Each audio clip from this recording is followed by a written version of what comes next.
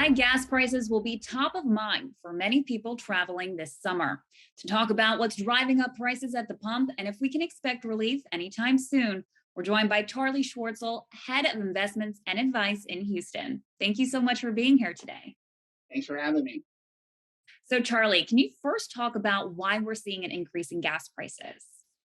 Yeah, no question. Everybody at the pump is feeling the same pressure all over the country and all over the world right now. The end of the day, it comes down to two things: supply and demand. On the demand side, we're seeing continued strong demand from folks to fly, folks to drive, as the economy is showing some strength coming out of the pandemic. Now, while things may slow down here as prices have gotten elevated, we're seeing a lot of consumer activity as people are switching from buying things when we're all at home to going out and being more involved in the service side of the economy. So that demand has been strong, but perhaps more importantly is the supply pressures we're seeing.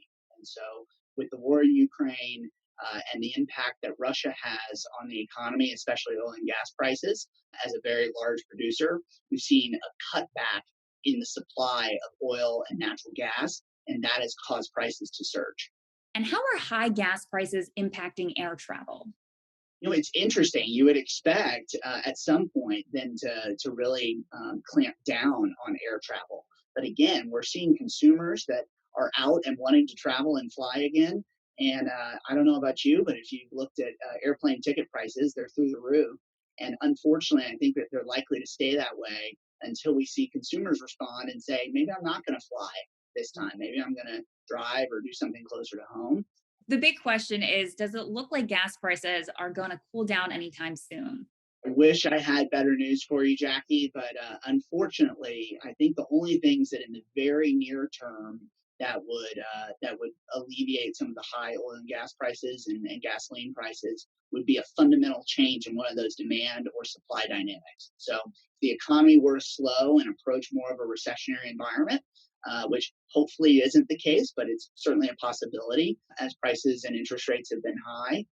Things could slow down on the demand side, or if we saw a material change or improvement in the war between Russia and Ukraine, we might see those prices stabilize and come down. But there's no easy fix, nor can you turn the spigots on.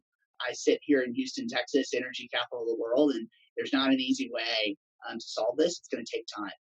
And given the rise in the cost of gas, food, amongst other items due to inflation, how are you advising clients around investing in this environment?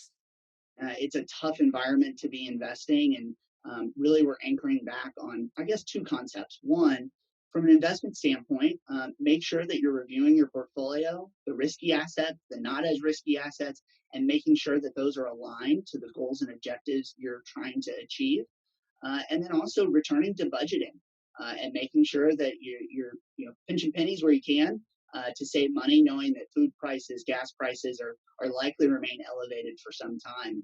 Charlie Schwartzel, Head of Investments and Advice in Houston, thank you for all of that great insight and for being here today. Thanks for having me.